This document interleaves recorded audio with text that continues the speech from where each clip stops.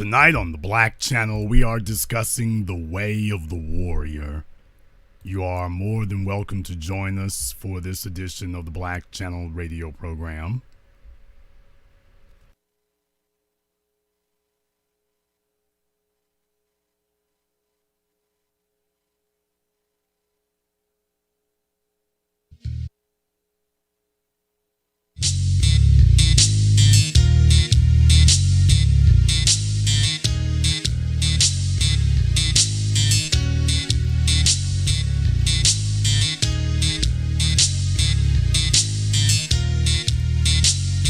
Greetings, brothers and sisters from around the world, and welcome back to the home, the haven, the stronghold, and the everlasting superfortress of intelligent black thought. This is the BlackChannel.net radio program, and I am, of course, your host, your brother, your humble servant, the Black Authority. Broadcasting to you live from the only historically black college and university of higher education and learning in the cosmos. You are, of course, welcome to join us. And join us you shall, because on tonight's program here, what I want to discuss with you all tonight, something I've been thinking about here for the last few days. It is the way of the warrior. Right now, black society has a number of fighters, if I dare to use that label, but not a lot of warriors. And there is a difference between a fighter and a warrior. One of the erroneous statements that has been bandied around by individuals is that in prison is where you're going to be finding your warriors, and that's not true. They have all the warriors locked up in prison. Well, no, that's not true.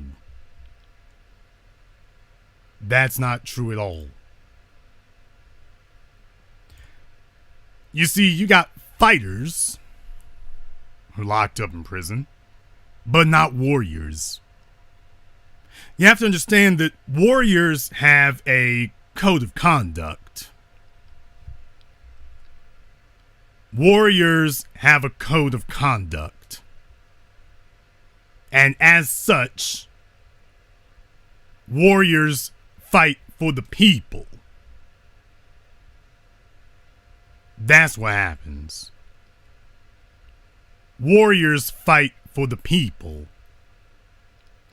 Warriors fight for the society. Warriors fight for the greater good. Warriors do not fight for themselves. That is your first clue that you are dealing with a warrior, not a fighter.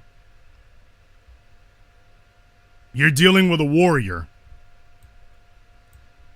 when he is fighting for something greater than himself, something other than himself, something higher than himself. A warrior is, by definition, the individual who is willing to do whatever it takes, emphasis on the word whatever. Emphasis on the word whatever. You see, a warrior is the individual that you cannot threaten him with physical harm or even death. The warrior understands that he has a higher calling, and that it is his obligation to be willing to die for the people. Therefore, you cannot threaten the people and then get the warrior to back down by threatening his life. That is not what you're going to be able to do. You are not going to be able to do that. You're not going to be able to threaten him into submission. That's not going to work.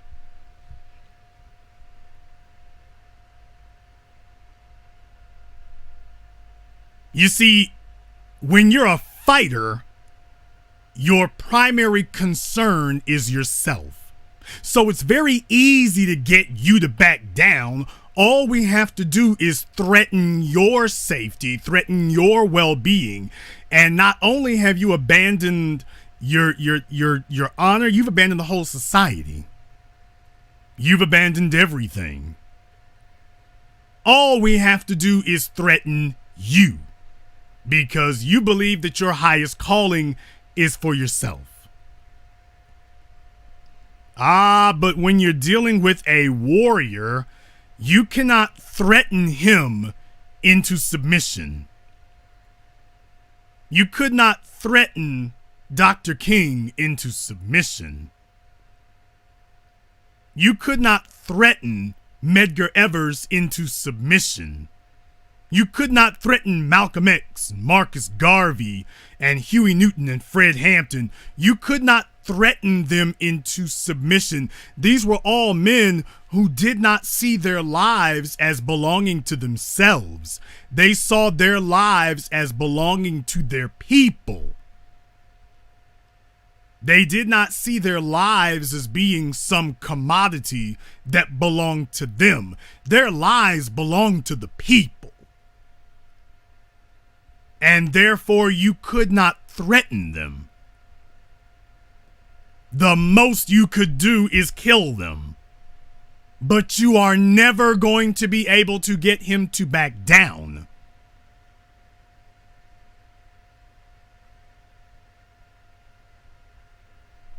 Understand that.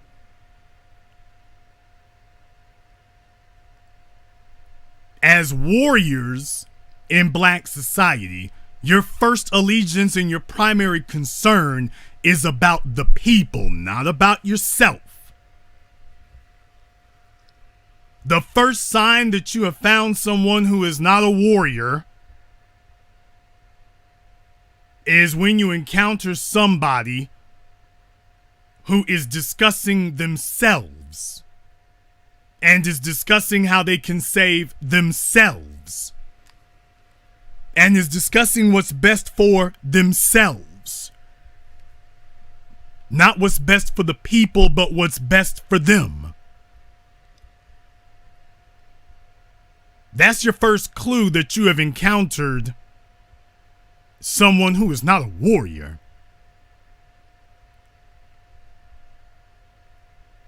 The next thing is the warrior does not move and does not fight for glory or recognition. Europeans, when they weaponized warfare, when they weaponized war as a weaponized economy through warfare, they created lots of little jingoistic phrases to help keep people focused. But one of the phrases that they created is the phrase unsung hero.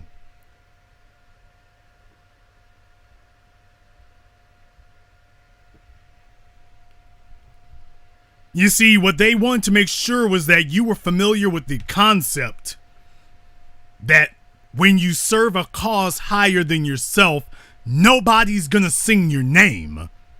No one is gonna write books about you. Nobody is gonna put up billboards for you. Let me go into that a little bit deeper. And thank you to everybody who has contributed to support tonight's program. Thank you very much.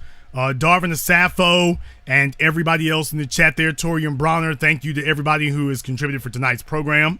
Very much appreciated.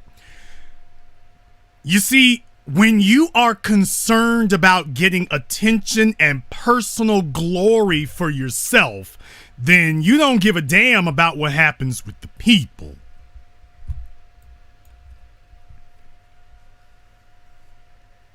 Black people are targeted by cowardly white supremacists, and the first thing that the white supremacists attempt to do is they attempt to make sure that they move unseen. You see, we've become hyper vigilant at fighting white supremacy in the last 5 years because After George Zimmerman, the priority became getting it on video, getting footage of it, making sure it's seen. And that focused attention. And they are afraid to death of being seen, but there's a problem with all of this seeing things. Because what has happened is that individuals are using it to get attention. When it's time for people to be acting, they got their cell phones out. When the priority should be neutralizing the white supremacist threat in front of you, instead Negroes yank out their cell phones, trying to calculate in their little pea brains how many views they can get, or how many hits they can get, or how many shares they can get if they post the video. That's the first thing that comes to their minds. They try to figure out how is it that they can get attention for themselves. They're not concerned about neutralizing the threat in front of them. You'll know that people are serious about neutralizing the threat because the first thing you want to do is turn off the damn cameras. You don't want anybody seeing what's going to come next. You turn off the cameras when you are a warrior. When you are a warrior, you understand the art of warfare is to move unseen. You are to be felt, not seen. The first sign that this person is not a warrior is when they yank out their cell phone and start recording things around them. He's telling you that the extent of his action is to take out a phone and start recording it. That's the first thing that they do.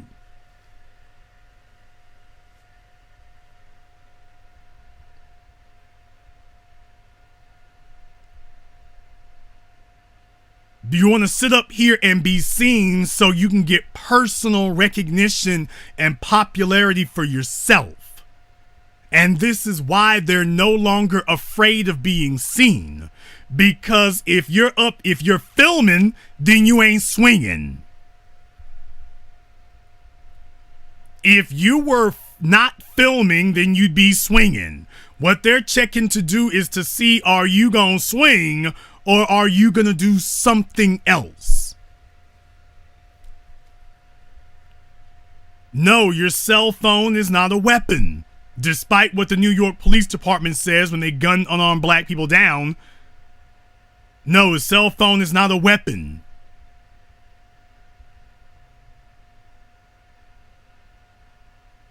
So if your priority is to get views, then the first thing you're going to do is take out your phone. And in the process of doing that, you are incriminating yourself. You have got to make it your priority that is his word against mine. That's going to be the end of that. It's his word against mine. And he ain't here, so I guess it's just my word. Let me tell you something. If you are a warrior, the first thing you do is you're going to have to make sure that you deal with anybody trying to document the event.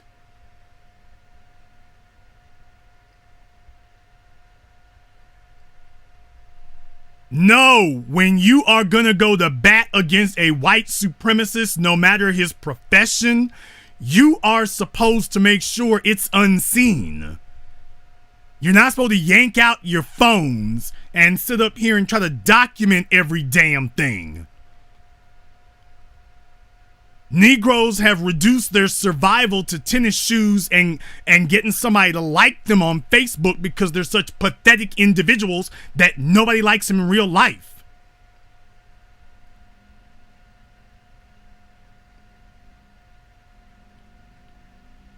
And in the process, all we do is sit up here and give people documentation that they twist to go about us. No, there's supposed to be no witnesses. There's supposed to be no footage. There's supposed to be no nothing. There's not supposed to be anything.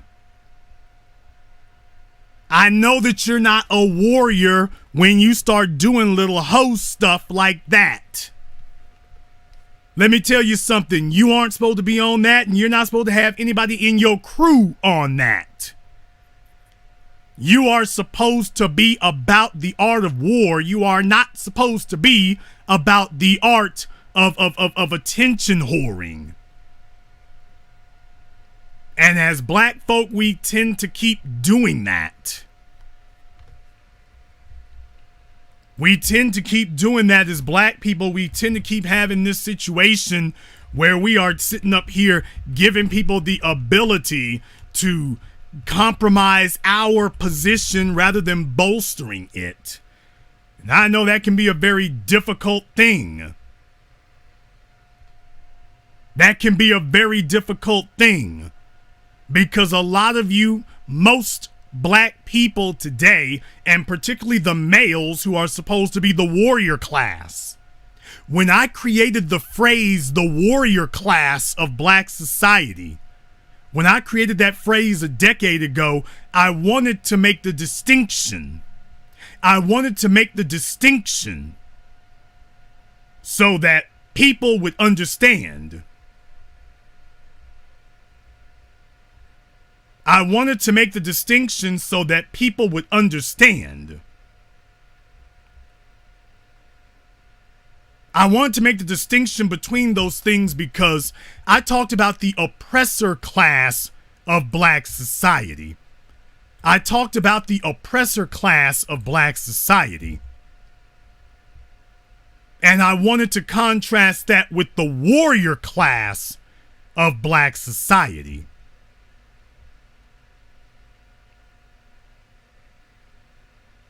I wanted to contrast those things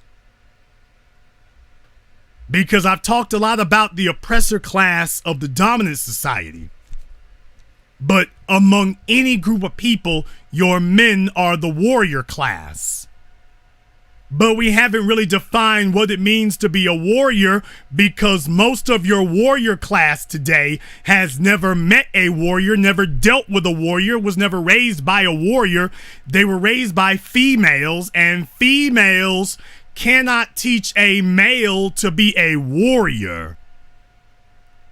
She can teach him to fight.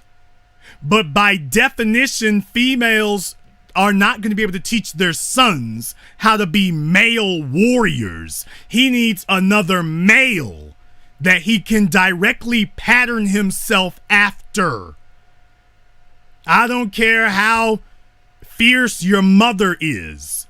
Your mama ain't throwing no hands against a 280-pound dude in the street. Your mama ain't grabbing some 200-pound white supremacist around the waist, hoisting him up in the air and suplexing him on his head in the gas station parking lot. Your mama ain't doing that. Your mama is not taking on 3 white supremacists in the middle of the street with her bare hands. Your mama ain't doing that. She can't teach you how to do that. She can tell you to do it, but she can't show you through her example.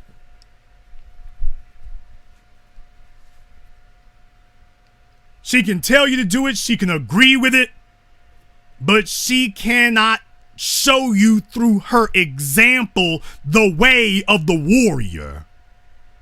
Your mother can't do that. That's all it is. Your mother can't do that. She can agree with you, she can tell you, she can support you, she cannot teach you. You need a man. You need a warrior. You need a member of the warrior class to teach you that. There's a reason why when you see these videos of the white supremacists going after black folk, it's a bunch of whiny ass males sitting there screeching and squealing at them. Get your hands off them. Get your hands off my mama. Ah! That's what it turns into. Why? Because he's been taught by a female.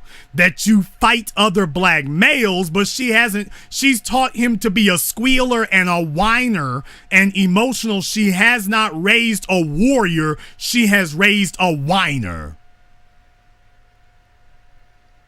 That's why females are getting their asses beat in the middle of the streets, and their sons or their grandsons or their boyfriends are sitting here recording it and putting it up on World Star Hip Hop, but he ain't helping your ass.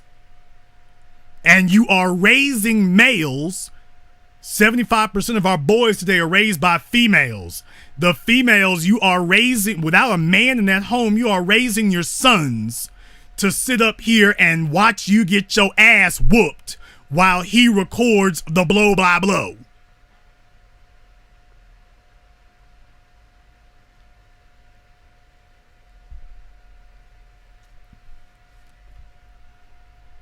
Intrinsically, what happens is a woman is going to be protective of her children. That's in her biology. A woman biologically is trying to protect her children. But warriors do not run from danger. A woman biologically is going to try to protect her offspring from danger. But warriors do not run from danger. Warriors do not run from danger. Warriors run into danger. That's what warriors do. Women try to protect their sons from danger. Warriors look to see where the danger is and charge in headlong.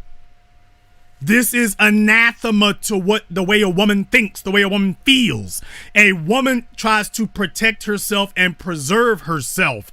Men, warriors do not do that. Warriors walk into the fray. No, warriors charge into the fray. They do not attempt to avoid it. Warriors don't attempt to avoid it.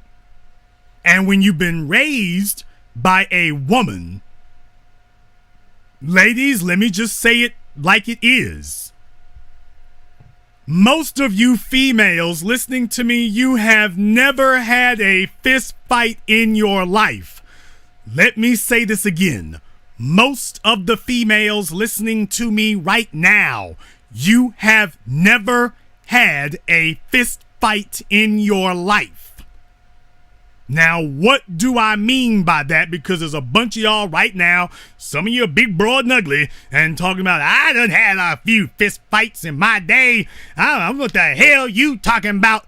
Ladies, almost none of you have had a fist fight in your lives. Some of you have had some pushing matches and slapping matches and pulling matches. You ain't had no fist fights. You go take a look at the women in the UFC. You go take a look at Amanda Nunes or Christine Cyborg. You go take a look when them two went at it. It was over in one round. That's a fist fight. That's a fist fight. If you have not done that, you ain't been in one. As a female, if you haven't had a black eye, you ain't been in a fist fight. You ain't been in one.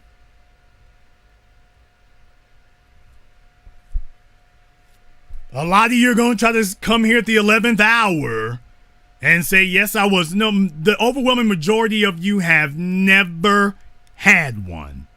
You have never had a female hit you in the mouth. You have never had another female punch you in the face. You've never had that. The overwhelming majority of you have never had it, and to the few of you who did, of the very few who have, most of you went running as soon as you were hit in the face. As soon as you all have seen some fights, but you've never seen a fight with a female with one of her eyes swollen shut. not fighting another female. If she was, the fight was over at that point. But women, as soon as they are injured, they stop fighting. A woman ain't really used to that type of adversity. Meanwhile, with men, we all have seen boxing matches where the dude's got a busted nose, busted lip, 2 swollen eyes. We've all seen that.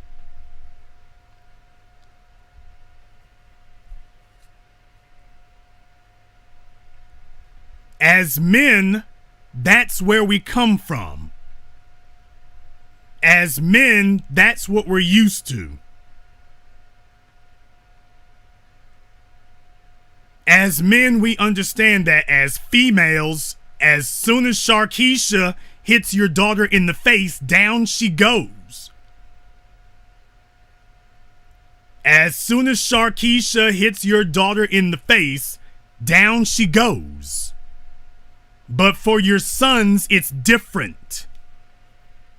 For your sons, getting hit in the face isn't the end of the fight, it's just starting. Women aren't built to do that.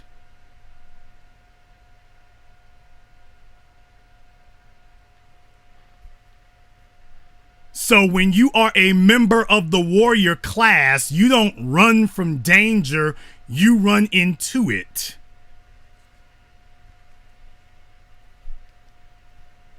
Some of the females in the chat room are talking about they were fighting men. I know some of y'all was fighting some little Sherman Hemsley, George Jefferson, Cat Williams type dudes. But let's just be honest. You might have been fighting some Kevin Hart built fella. You might have been fighting some dude who looked like your little brother. You wasn't fighting a real grown man. So stop breaking your arm, patting yourself on the back. It wasn't like that. Moving right along. Sorry to burst your little bubble. We ain't buying your bull jive. Moving right along. As members of the warrior class, we don't shy away from danger. We don't run from it. We don't back down from it. As members of the warrior class, we are supposed to be willing to sacrifice ourselves. As members of the warrior class, now there's something, let me go ahead and get on that for a moment here. I'm very glad that there's some females in the chat room trying to tell us their war stories. I'm very glad there were some females in the chat room trying to tell their war stories.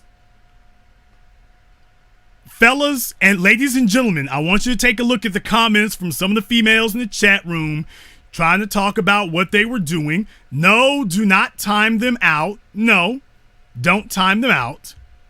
Don't do that. I want people to see what they're saying. Because I want you all to remember something. This is why you got boys whining their asses off when white supremacists run up on them. They've been taught by females to talk. I'm talking about what you have to do, and then you got a bunch of females trying to spare their egos. First thing they do is start talking. I fought some men. Why, there was this man, he tried to fight me. I didn't say anything about you fighting men, but okay. Let me tell you about that there. I was whooping some females. I whooped some other girls. I was at the hospitals. I was beating their ass. Okay. Fellas, I want you to understand that's what females do. Females talk. Females squawk. Females gossip. And as men, you're supposed to be unfazed by that. Females talk. That's what they do. They talk. They've never gotten up against a man who was seriously trying to harm them. First of all, they weren't up against a female who was seriously trying to harm them. But regardless of that, brothers and sisters, This is what women do. Women talk. They talk. When you bring up a subject like this, when it comes to fighting, she ain't fighting, she talking. And she talks some more and talks some more and will talk you to sleep. That's what happens.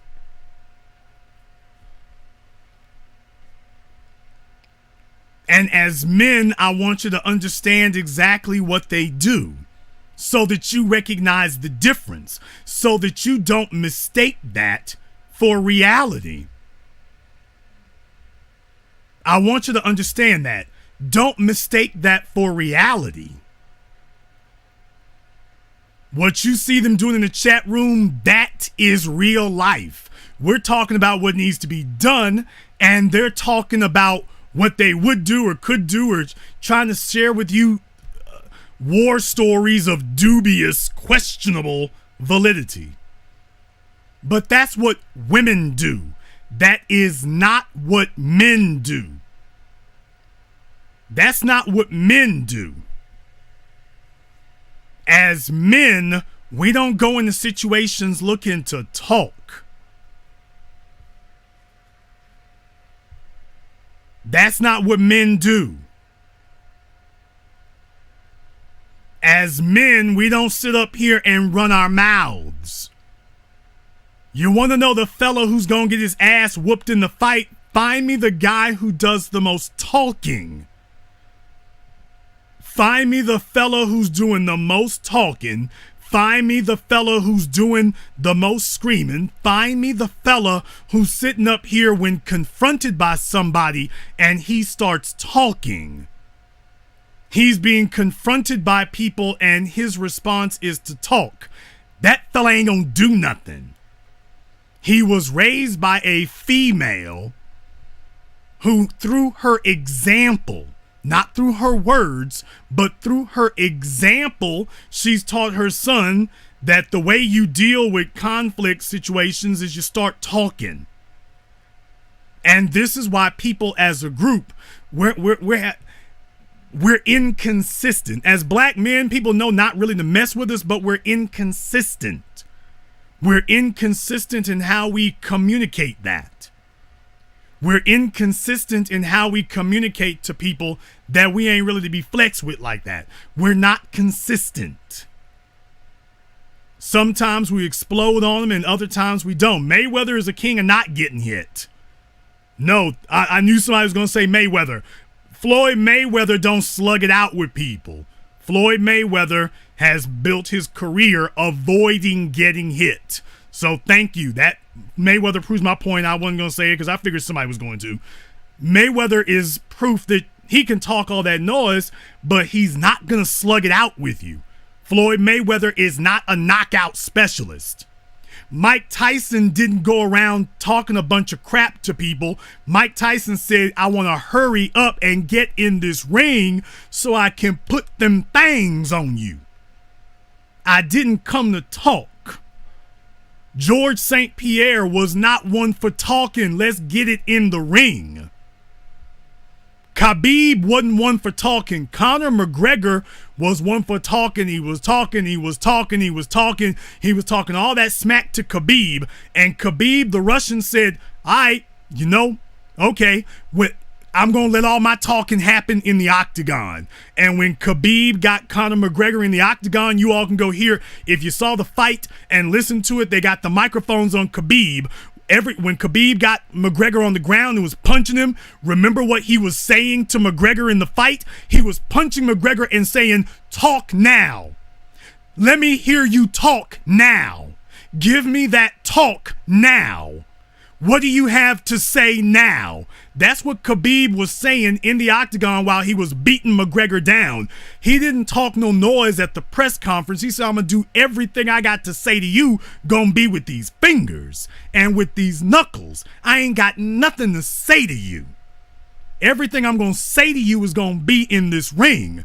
And that was exactly what he did.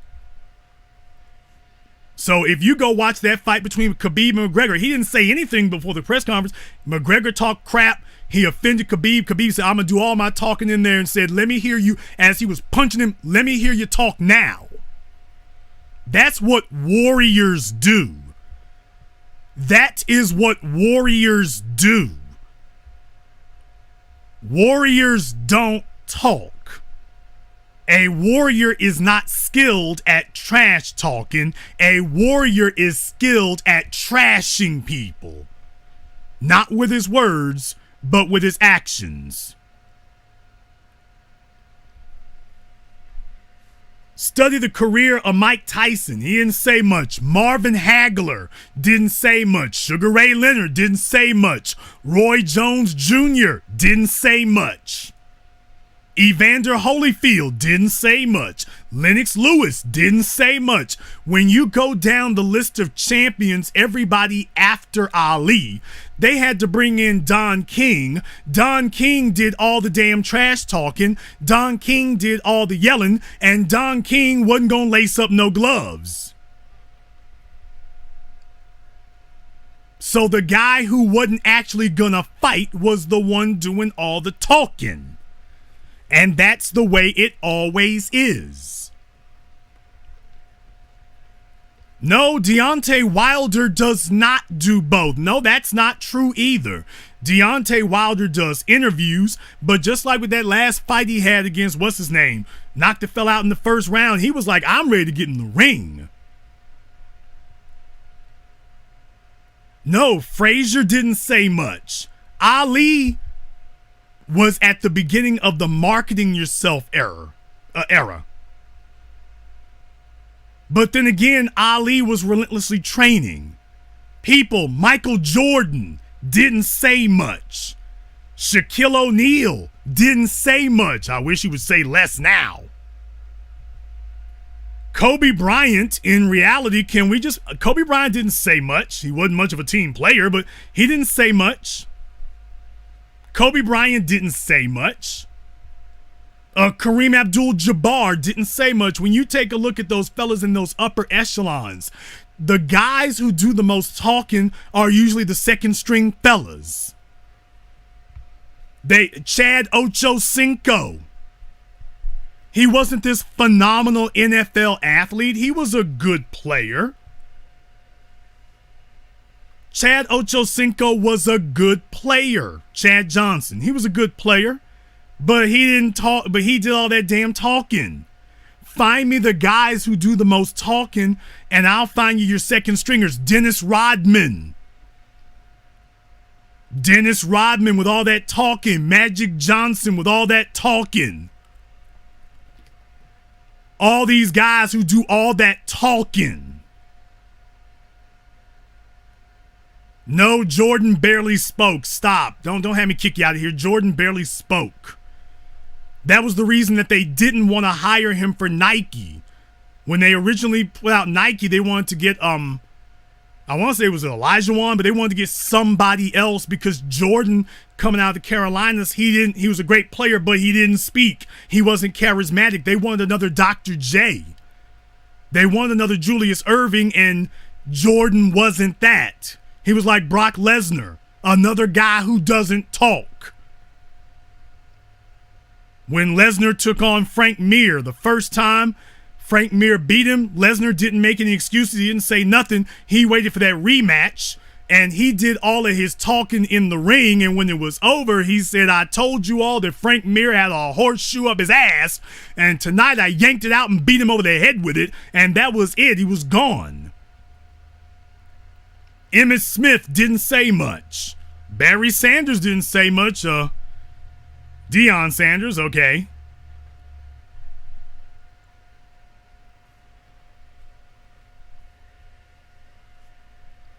But when you are serious about what you do, the less a person talks, usually the better they are, because their energy is focused on excelling. It's not focused on getting attention. And I'm not saying that there's anything wrong with selling yourself. I'm not saying that there's anything wrong with selling yourself. In sports, I'm not saying there's anything wrong with selling yourself.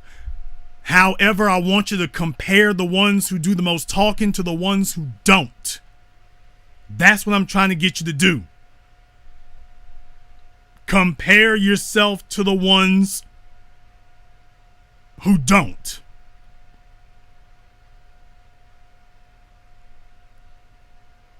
You might be able to find yourself one person here or there who does the most talking and put up the biggest scores, but that's very rare. In reality, they don't.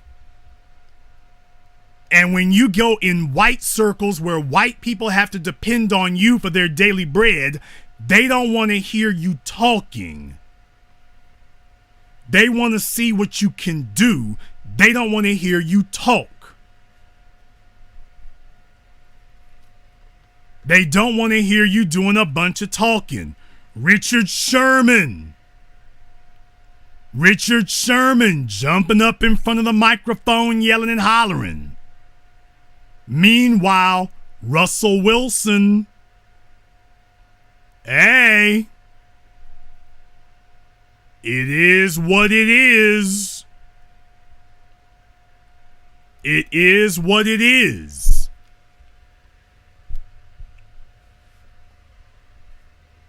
So I want you to pay attention to that in your daily lives. And I understand that a lot of you weren't raised by warriors or around warriors. Yeah, Alonzo Ball. Perfect example. Perfect example. You see, the reason that somebody starts talking a lot, the reason that they start talking is to deflect you from what they're not doing. So what they want to do is do enough so that they're relevant, but then they want to mask their deficiencies with a bunch of words and a bunch of word embroidery. And that's what they end up doing. Let me see if I can cover up my deficiencies with a bunch of embroidery. But the people who are going to do the most, those are the people who are going to say the least, because they don't want to, they're not going to sit here and telegraph to you what they're going to do. A warrior does not telegraph to his opponents what he's going to do. A warrior does not communicate to his opponents that he's on them. A warrior doesn't communicate to his opponents that he's getting ready to make a move.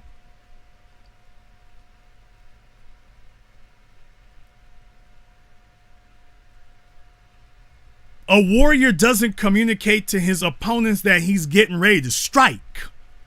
A warrior doesn't do that. A warrior goes ahead and strikes. And this is the next part about being a warrior. Understand something.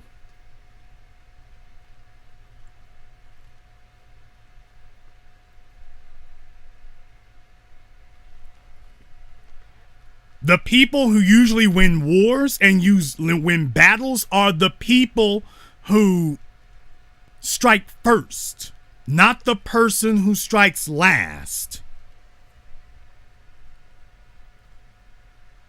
The people who usually win wars and win battles are usually the side that struck first.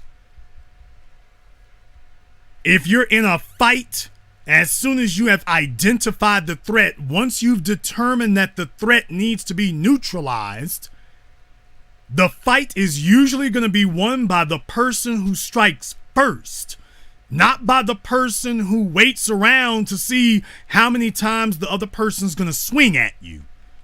As soon as you see the other guy ball up his fists, that's when you strike. And sometimes you may need to do it before that. Keep that in mind. A lot of you were raised by TV, and television teaches you that you're supposed to sit back and wait for the other side, and chivalry. And ain't that some mess? You're being taught chivalry by people who do not adhere to the code of chivalry. You're being taught don't be the aggressor by the most aggressive people on the damn planet. Think about that for a few moments. You are being taught how to be non-aggressive. You're being taught to be non-aggressive by the single most aggressive people on the planet. The single most aggressive society on the planet is teaching you that you need to wait until somebody else swings first. Think about that for just a few moments. The group of people who go around committing the most aggression against other people are teaching you, now if you get confronted, now you need to wait until the other side swings first. You don't want to be ungentlemanly and you don't want to be the aggressor. And as soon as they get into court, the judge says that they were justified in swinging on you, shooting at you, or any damn thing else first as soon as they perceived you to be a threat. Then all of a sudden they got the right to do whatever to you. And these are the folks trying to tell you that they're going to teach you a code that says you wait till the other side swings first. Yeah, the problem is they're usually the ones on the other side.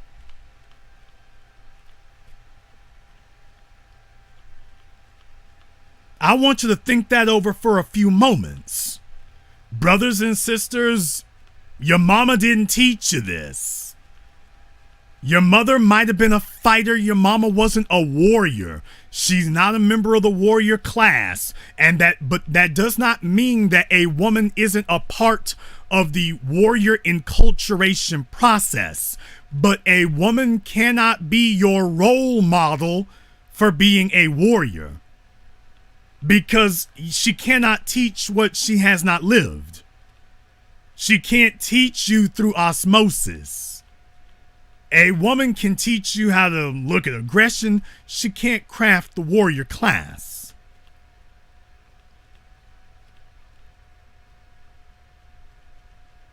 Think about that for a few moments here. When was the last time your mother or your grandmother told you, you swing first? But you see, you only teach people that when you are also teaching them that damn the consequences. There is something that needs to be done.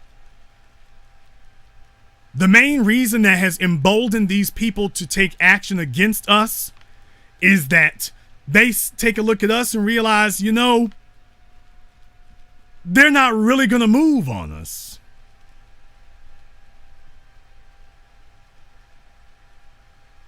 And we have taught them that we're not going to be consistent in dealing with threats when we find them. So that emboldens people to take shots at us, and that emboldens people to try us.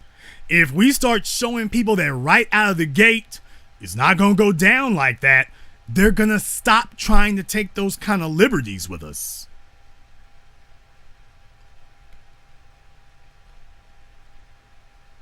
They're not going to take those kind of liberties with us when they realize that there will be consequences, and the consequences aren't going to happen in a court. Consequences are going to happen right here. You see, a warrior is the person who makes it clear to people that the consequences for your actions are going to happen right here. It's not going to happen 3 months from now. It's not going to happen downtown. It's going to happen right where you stand. The deterrent isn't a judge or a courtroom. The deterrent is standing right here. When you demonstrate to people that they are dealing with a group of people that we are the deterrent, we are the consequences, we are the negative ramifications of your actions, when you show people that that's who you are as a group, they're going to stop trying you. When you show people that you are not concerned about whether or not they are able to make an impact on you, or that you're not concerned about anything that they attempt to try to do, when you show them that, then all of a sudden things are going to change. Things are going to alter. I want you to understand that. Things are going to change and things are going to alter.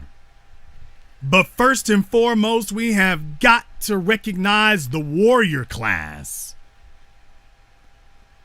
We have got to acknowledge our responsibility and our obligation as a warrior class. Now, let me speak to the men right now. Let me speak to the brothers right now. Brothers, there is a fundamental reason why we have to have a code of conduct and why we've got to have our own way of the warrior. First of all, we don't have the respect of our women and our children.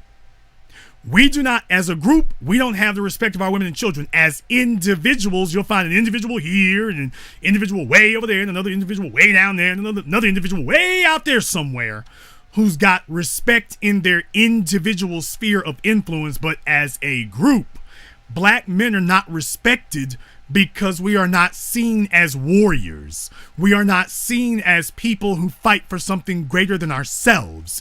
We are not seen as individuals upholding a code of honor and a code of conduct. The closest that you have are the gangs, and the gangs don't have one.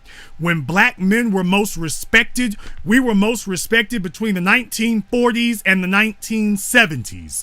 What did you have at that time? You had the social warriors, you had the activists, you had those people out here was what you had. You had those people. Those were the people that you had fighting for the group. You had individuals who fought for things bigger than themselves was what you had. You had people who fought for something bigger and larger than themselves. Even with the pimps and with the hustlers, even with the, as Dr. John Henry Clark said, the pool hall cats, even with those guys, they had a code of conduct. You know that movie where the pimp was talking to the other pimp? One of his chicks left and went with this other dude, and the other pimp wanted to get up in his face and say, "Hey man, you know the rules. Your chick chose me." You know we had a code of conduct as men. We had rules as men. And when men were running things, gang violence wasn't a huge problem because it was run by a code of men raised by other men. As soon as your males started being raised by hoes and being raised by females, then all of a sudden the code of conduct went out the window, and they stopped fighting and stopped struggling for empowerment and started fighting and killing over emotions. You stepped on my shoes. What the hell are you, a damn prima donna? What the hell? As men, that's not supposed to happen. As men, you are supposed to have a code of conduct. As men, you are supposed to have structured rules. As men, you are accountable to other men for what you do or what you do not do. And when you got boys raised by females and hoes, when you've got boys raised by hood rats, the hood rats are not accountable to the men of the community. They're accountable to the dominant society, and they raise their sons to believe that you're not accountable to other men, you're accountable to the dominant society. And that's the reason why even when they see their mama getting her ass beat by the police, her own son won't lift a finger, because through her example and her words his entire life, he has taught his mother that the only people that you stand up to are other black males. You don't stand up to the dominant society because you are accountable to the dominant society, and that's why you don't mess with the dominant society when they start beating your ass, including your mother or your grandmother, and that is just the plain and simple truth of it. If you want to know why so many females are getting their butts beat in, and that's all that's happening, is because you've taught your sons that the only people that they're accountable to are the dominant society. When your son believes that he is accountable to other black males, then he's going to start carrying himself differently because he wants respect among the men. It is treason for any female to sit up here and object to the authority of a productive black male, because that is hierarchy and you are committing treason against the group. We need to enculturate your son to understand that he has a responsibility and an obligation to his people. He's got an obligation to the men. First and foremost, if he's gonna be a member of the warrior class, then he is accountable to the other warriors. Let me say that one more time, because females do not understand that as a group. If you are going to be a member of the warrior class, then you are accountable to the other warriors. That's the point. And when you teach your son that he's not accountable to the other members of the warrior class, when you teach your son to be a child as long in life as he possibly can, your children are 8 and 10 and 12 and 14 years old with a mother coddling them and smothering them and spoiling them. Your sons need to learn to take responsibility and to join the ranks of the warrior class as soon as they can. Their childhood needs to end with elementary school, and we need to stop treating them like old children and start treating them like young men, like young warriors coming up, starting with their code of conduct, starting with their responsibilities to the other men around you. You want to know why it is that the dominant society is able to trample us so easily? It's because they're able to just take a look at each other and instantaneously they are on code. In Asian society and Arab society, all they got to do is glance at each other and they got a squad. And that's what happens when they come into your presence. Oh yeah, one more thing. You know all these fight videos that you see online? How many of these fight videos are Asians recording each other fighting, or are Arabs or Latinos recording each other fighting or fighting you? That they're the ones posting the videos of it. Think about that for a few moments. If you start doing a count on it, I think you're going to find out, oh, they don't like getting footage of that. Because when it's time to go to war, it's time to go to war. It's not time to go get attention. As members of the warrior class, that's what I want us to understand. So first and foremost, brothers, you have a responsibility to the men around you and the men next to you, because when the thing goes down, that's going to be your only real line of defense. This idea that, well, I can take care of myself. You are up against an organized, dominant society that never comes after you as an individual unless they got the drop on you. What that means is that if they come at you as a group, you got to be ready to come at them as a group. And other people are responsible to you for that. A male who is weak isn't able to do his part to help the other warriors. A male who is weak cannot help the other warriors.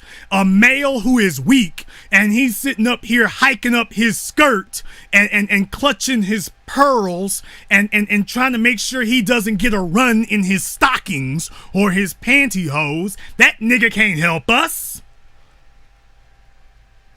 I don't need a fellow who's sitting up here trying to make sure he doesn't scuff his high-heeled stiletto pumps. I need somebody who is ready to go to war and understand something. Now, let me tell y'all something. Back in the day, let me tell you how it used to go down. If somebody was up in your face all the damn time, if you ever got into a situation or a scuffle somewhere and things wasn't going the right way and they just stood there standing around, let me tell you how we handled this when I was younger.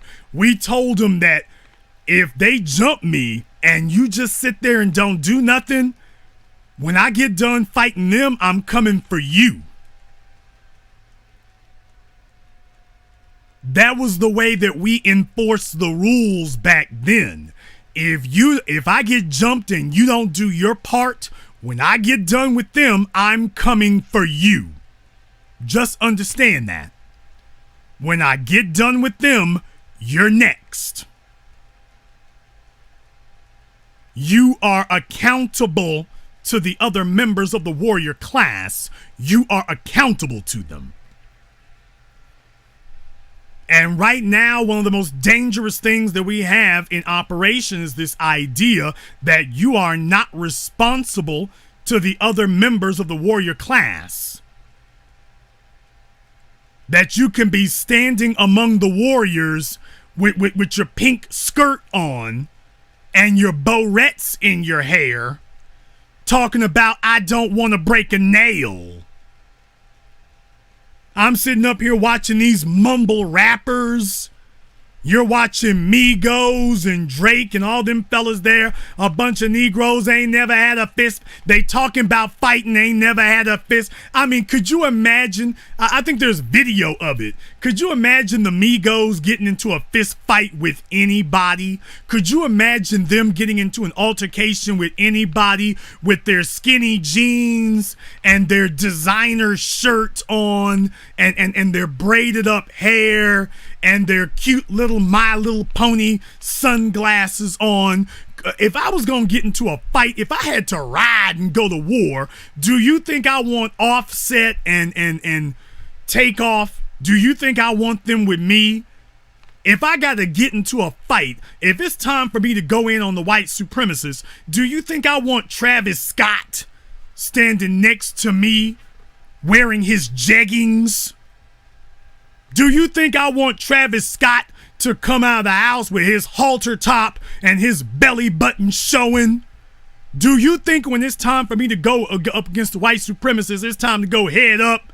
And do you think anybody from that damn Kardashian clan is gonna be worth a damn? Tyga, Kanye, Travis Scott, Tristan, whatever his name is. You can go down the damn list. Go down the damn list. Do you think I want any of them niggas standing next to me? Do you think any of them are gonna put in any work? Do you think any of them could bust a grape?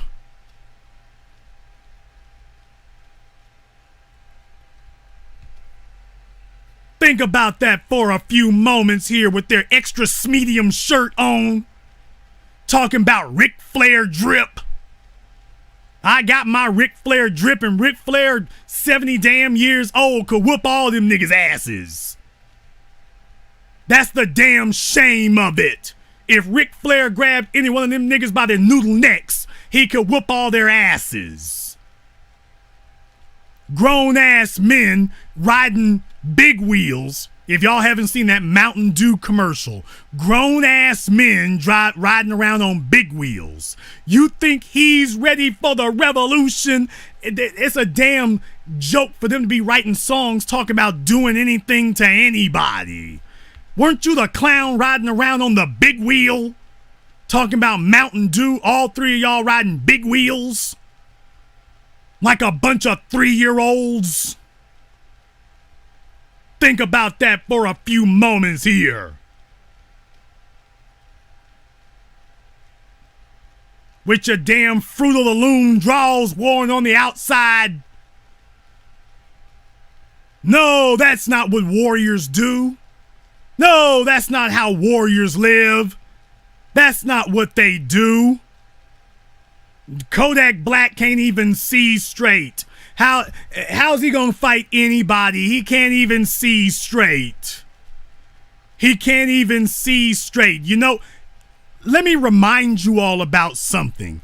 Do you all realize that the Kardashians, when they go out in public, they have bodyguards, even with their so-called boyfriends with them? Think about that for a few moments. They got bodyguards even with their so-called boyfriends around them. They still have bodyguards. Why do you think that is, that they still have bodyguards even with their grown-ass boyfriends around them? Kylie and Kendall and Khloe and Courtney and Kim, married or not, they still got bodyguards around him. You know why? Because they know if the stuff jump off, the males they got next to him ain't good for nothing. Lil Wayne, it don't matter. The fellas they got with him ain't good for nothing. They're not good for nothing. He talking about drinking scissor and popping mollies. He's going to be too damn inebriated and intoxicated to defend his woman. That's not what warriors do. Warriors are not inebriated. Warriors are not intoxicated. Warriors are clean. Warriors are sober. Warriors are steel-faced. Warriors are steel-jawed. Warriors are finely focused. Warriors do not wait. Warriors do not sit up here and allow distractions. Warriors don't look for attention. Warriors are selfless, not selfish. Warriors are not clothes horses. Warriors wear the clothing that a warrior wears tells you about him. The clothing that a warrior wears and the way in which he wears it tells you about him. Warriors don't wear skinny jeans. Warriors don't wear medium shirts. Warriors don't wear fishnet shirts on. Warriors are dressed for business. Warriors are dressed and ready at all times. If you think about all the gangsters in history that we talk about them being big gangsters, do you know when they were at the height of their abilities? They were at the height of their abilities when they dressed ready for business on the streets. They were at the height of their abilities when they were always war ready. John Gotti, when he was coming up, was war ready before he became the Dapper Don. Sammy the Bull Gravano, Frank Lucas, Nicky Barnes. I can go down the list. You know them all. You know them all. And if you go down that list, Frank Lucas, Nicky Barnes, Bunchy Carter, they didn't get into trouble until they started going off and getting fancy clothes and going to the fights and getting fancy cars and drawing attention to themselves. They didn't get into trouble until then. Back when they were focused, it was good. The more attention you draw to yourself, BMF spent their whole time trying to draw attention to themselves. Guess how this is going to end? Guess how this is going to go? Pablo Escobar. Wasn't until he started trying to draw attention to himself that things went bad.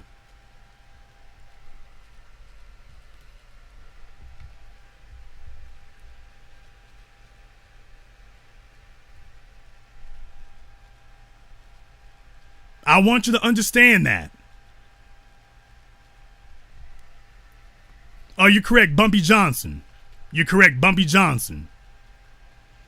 When they started drawing attention to themselves, that's when things got rough. That's when things got rough. Things got rough when you started trying to draw attention to themselves. That's when it got rough. Remember, Harry O told Suge Knight, don't draw attention to yourself. Harry O said that when he saw Suge on the cover of Vibe magazine, he knew it was going to be all downhill from there because he had told Suge, stop trying to draw attention to yourself because you have more power when you're unseen. If you're going to war with somebody who's trying to draw attention to themselves, how the hell are we going to sneak up on the enemy? How the hell are we going to ambush the enemy when I'm going to war with somebody who's yelling and screaming and trying to draw as much attention to himself because he thinks that's fly? No, you got to run silent. You got to run deep. You got to be focused. You don't want anybody to see anything. If you're standing right in front of them, you don't want them to see your hands until you done put your fist halfway through their heads. That's how warriors move. And black society, right here, right now, today, whether you're a single mother or not, You need to go get with a man. I don't give a damn if you are his third side piece. Your son needs to experience the example of a warrior. Your son needs to experience the example of a man who isn't afraid to read, isn't afraid to learn, isn't afraid to fight, isn't afraid to challenge the dominant society, and knows how to win. And I want you to focus on that last sentence I said. I don't want a Negro sitting up here reading a bunch of useless ass books about cryptocurrency and about ancient Kemet. That's not gonna win you no battles today. If the books you read and the fights you have need to result in victories over the dominant society. When you find that man, ladies, if you done screwed up and had some bastard kids, it's time for you to swallow your damn pride, take one for the team, and figure out how you can be the side chick to somebody who can help your son stop the cycle. Because when you're getting your ass beat by the police and your son is sitting there standing around like, what do I do? What do I do? What do I do? You're going to remember that you didn't raise him to do anything. You're going to remember that you didn't raise him to do anything. That's a problem. When your son has his head on straight and has his act together, that's when you're going to realize that you've done the right thing. But there's too many of y'all. Hell, if you're going to be a side chick already, if you're going to be that already, and you are, if you are a single mother, the problem with most of y'all as single mothers is you don't know how to shut your mouths long enough and get hooked up with a fellow who can actually do something for you. You've already been living your life as the third damn wheel. You might as well be a third wheel to somebody who can help produce something for you. At least. That's what you need to do. What women can do to assist the warrior class, a woman needs to be the female of a warrior, is what she needs to do. This idea that women are going to somehow spontaneously combust warrior knowledge is bull crap. If you are a woman, though, you need to get with a warrior. Jason Black, what is a warrior? I just explained it to you a few moments ago. A fellow who's mentally, emotionally, and financially able to win. When you have a man who is three-dimensional, mentally, emotionally, and financially able to win, you have found a warrior. Mentally, emotionally, financially, and of course physically, so we'll make that 4 dimensions. When your man is able to master those 4 dimensions of manhood, mental, physical, emotional, and financial, he wins at all 4 levels. You have found a warrior, and at that point, as a woman, the only thing you can do is stand next to him, sit next to him, talk to him, and soak up the game. That is all you can do as a woman. You are not going to help a man in the process of cultivating warriors. The man is going to help you. That's the part I need you to understand. You as a woman are not gonna help a man. The man is going to help you. Damn spirituality. Spirituality is intangible. I'm not worried about that. Spirituality is up for conjecture. A man has to be able to emotionally master himself. A man needs to be able to mentally, intelligently master himself and temper his emotions. Not destroy them, but temper them and control them. He must be able to financially do it, and then when worse comes to worse, he must be able to focus that physically. Spirituality is subjective. Mental, emotional, financial, and physical are not. They are objective. There's no challenge that you've met that you've been able to overcome with your spirituality. Coward talk. That's coward talk. There is no battle that you won with your spirituality. There's no battle that you won being spiritual. As men, when you'll know that you are a warrior because the other warriors are going to count on you. The reason you got so many males out here today seeking female company, because they have not been taught how to gain camaraderie with other men. They've been taught to do what females do. So they're gathering a bunch of females around them for sexual attention. That's the problem. That's the issue that you have there. As men, warriors don't get built by women. What women reinforce what the head warrior of her house, of the household she's in, not her household, but a woman reinforces what the head warrior of her household teaches. That's what a woman does. That's how a woman helps in the warrior process. You have to get with a warrior as a woman. Even if you the side chick, because there's a lot of you out here trying to do it yourselves, and practically all of you are failing because you can't teach your damn son because you don't know. You don't know anything. So first and foremost, you need to accept, I don't know. I'm going to take this big ass pill and swallow. If I meet a fellow who's got that warrior thing locked down, I need to get on the team is what I need to be doing. That's what you need to do. Now, fellas, by the same token, you cannot wag your finger at the women and talk about what they need to do if your 4 dimensions of warrior are not mastered. A lot of y'all are telling yourselves you got the emotional and the mental mastered. Your finances are screwed the hell up and your physicality is non-existent. Or your physicality is on point, your finances are messed up, and you're overly emotional. No, fellas, before you can sit up here and talk about the females, you have to have those 4 dimensions mastered yourself. Once you got that mastered, now you can wag your finger and complain to a female, or at least criticize what the females are not doing. Until you've got those 4 dimensions mastered yourself, you ain't really got nothing to say. You really don't have anything to say. You don't. Got a bunch of fellas complaining about what the females ain't doing. Meanwhile, you have no ability to speak on what they ain't doing. No, you don't. It doesn't work that way. Fellas, you got to earn the right. You've got to earn the right to lead the women.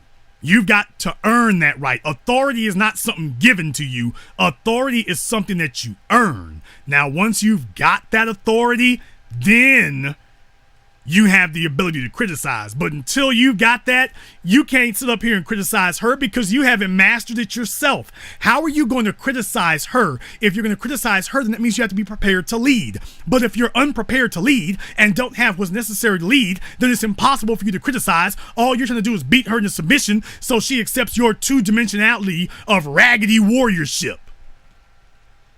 Get your 4 dimensions solidified so that she has a proper leader. I see a bunch of males out here today don't have their 4 dimensions together, complaining that the women ain't cooperating. If you really want females to submit to you guys, if you really want more than one female in your life, demonstrate to that female that you have those 4 dimensions that she is not able to master. That's the something that she doesn't have that you do. Then you would stop being online complaining endlessly. Women don't trust you. A woman can take a look at you, and even if she has never thought about these 4 dimensions that I've articulated, she recognizes that you ain't got them. A woman is able to look at you as a man and see that you don't have them. So even if she can't articulate the 4 dimensions that I've spoken about, she's able to identify that you ain't got it. She can see that you don't have it. And so you're trying to get her to submit to your 2 dimensions. And then getting upset when she won't submit to it. Because she can see something is missing. She can see you don't have it. She can see that following you ain't gonna get her where she needs to go. So she starts resisting. She doesn't cooperate. She doesn't go along to get along. She's not gonna listen to what the hell you got to say because she can see it's missing. And let me go ahead and tell you something else. Now, I will tell you this right now. If you want to know why it is that there are a lot of females out there that, fellas, your financial game might be together, but your chick was running around with some hood dude, it's because she saw your financial game might have been together, but if there was a fist fight that came up, she was going to be on her own. So she's trying to cobble together a composite leader. So she sees you only got 2 dimensions. Well, you got the mental and the financial. I need somebody who's got the emotional and the physical taken care of because you don't have it. No, fellas, economics is not going to compensate for manhood. Yes, you need to have that to be a complete man, but don't think that economics is going to compensate for all the things you don't have. If you're not a complete man, your woman will see it. If you are an inadequate warrior, your woman is going to see it, and she's going to respond accordingly. And this is the way of the warrior. If you have not been to our website, blackchannelfilms.com, that is blackchannelfilms.com, go and check out our documentary work, 7 a.m., Gentrified, Ethnic Cleansing American Style, and our newest documentary, Race War, now on sale on Amazon, available for streaming. You're all going to want to go check those out. blackchannelfilms.com. That's blackchannelfilms.com. If you are new to this channel on YouTube, and this is your first time joining us, welcome to the home, the haven, the stronghold, and the everlasting super fortress of intelligent black thought. This is the Black Channel. We are the Black Media, and the only historically black college university of higher education and learning on the planet today. Make sure that you do not miss out on our broadcast here. Click the subscribe button, and after you click the subscribe button, click that bell for notifications. If you don't click the bell for notifications, you are not going to be notified when we're on live. So make sure you click the subscribe button, and after you click subscribe, click the notification bell so that you can be notified. And join us tomorrow night, same black time, same black channel. Be prepared to join us. And this concludes tonight's broadcast of the BlackChannel.net radio program. I am your host, your brother, your humble servant, the Black Authority. And until next time, my brothers and my sisters from around the world, remember, black is the future, and the future is the warrior.